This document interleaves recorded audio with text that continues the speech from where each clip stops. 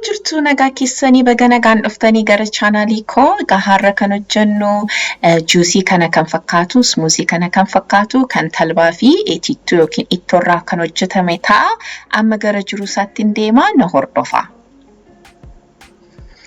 Egaa akka argitanitti wanta na barbaachisu hundumaa qopheessee dhiyeesseera. Kanadhaan kan hin fayyadamu.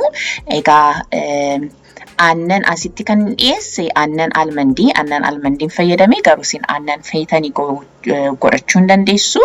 Egaa kan hin fayyadamu kubbaayyaa walakkaa aannan almand kun immoo dhadhaa lawuzaa yookiin peanut butter fallaana isa guddaa isa shorbaa tokko muuzii kan bishaate tokko talbaa kan akaamee daakamee fallaana shorbaa lama vanilla extract isa immoo fallaana shaayii tokko nama immoo damma fedhuu dammas dhiyeesseera akkasumas immoo kun itittuu yookiin ittoo kubbaayyaa walakkaa fayyadama jechuudha. Amma gara jiru isaatti deema.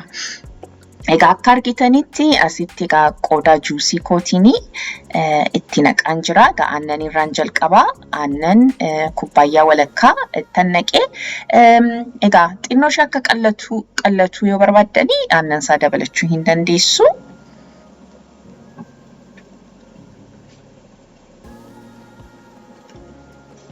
Isa booddee egaa wanta gara biraas itti naqaa.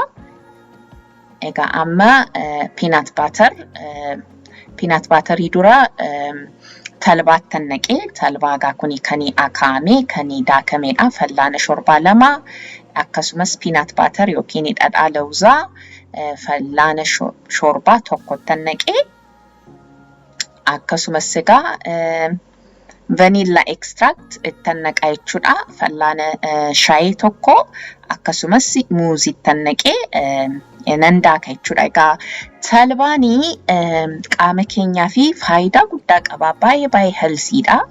Isa egaa nyaachuun fayyaa keenyaaf baay'ee gaariidha. Maaliif yoo jettanii nutrientii baay'ee qaba. Mineraalee baay'ee qaba of keessaa kan dhanna keenya kan nu gargaaru jechuudha. Akkasumas omega 3 faatii qaba. Akkasumas kaansarii adda addaarraa akka nuun qabanne ni ittisa.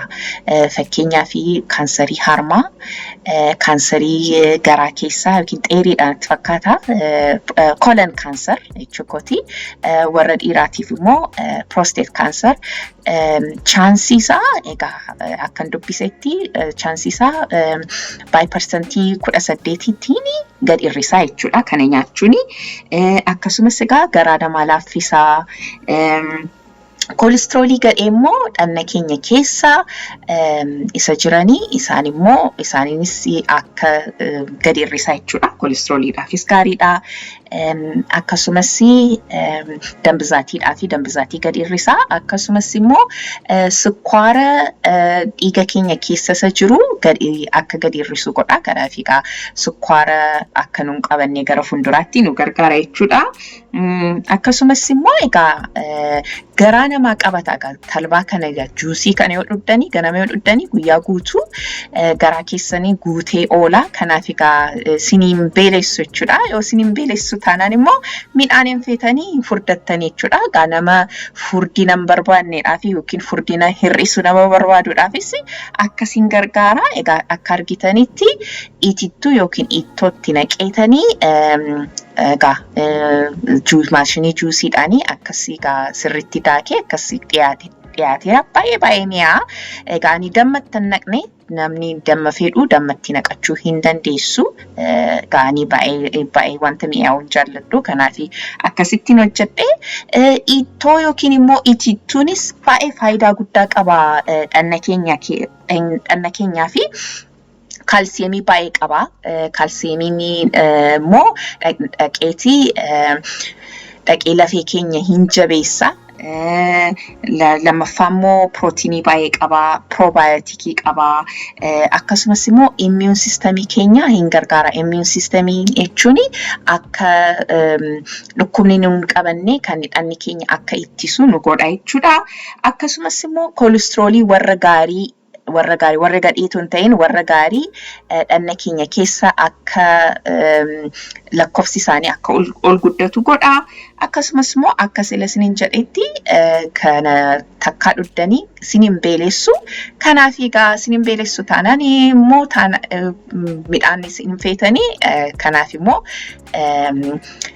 nama gadi hir'isu nama barbaaduudhaafis akkas hin gargaara. Egaa hin jaallattu jedhee abdadhaa.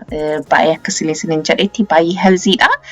Yoo jaallattan immoo nama gara biraadhaaf hin fayyadamtan sheerii godhaa.